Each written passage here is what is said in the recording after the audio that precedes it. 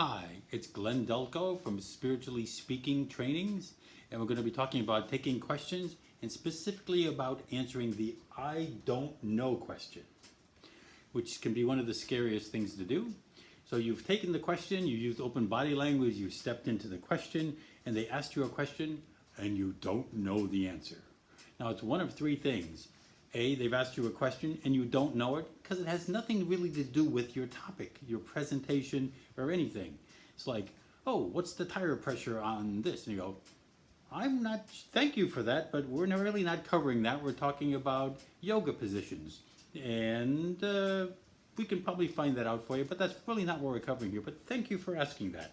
Always reward them for asking a question. Makes them feel good. So that's the first thing. Say, we're really not covering that here. We could probably find that out, but we're really not covering that here. So that's the first thing. Now the second thing, they ask you a question about a certain mudra or something that you are doing yoga positions on, and you don't know.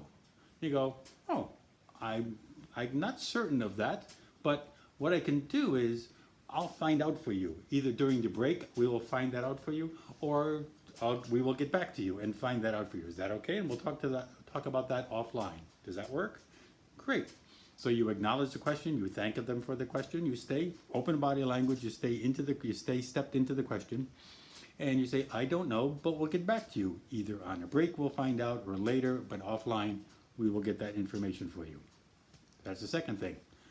Now the third thing is, and there's some controversy on that, I love doing this, is if somebody asks a question, so what is the best, some of the best mudra poses for yoga, let's say. And I'll say, oh, well, I don't know some of the best ones.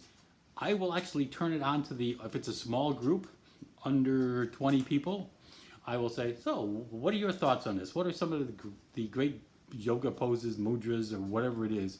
And I will pose it to them.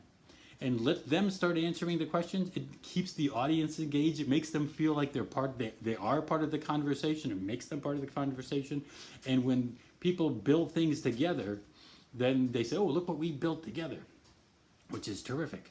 So that helps to do it. What you need to do is stay fully engaged and facilitate that you're still in charge of the room. So call on people, say thank you for that, what are you that? So you're the one facilitating the conversation. Because the other great thing about that is you'll actually learn things. I've learned great things from throwing these things out to the audience, and found the things out that I didn't even realize by pulling the information from the audience. So it makes them feel better, I learn more, and questions get answered. So that's how you deal with I don't know. First one is, that's really not what we're covering.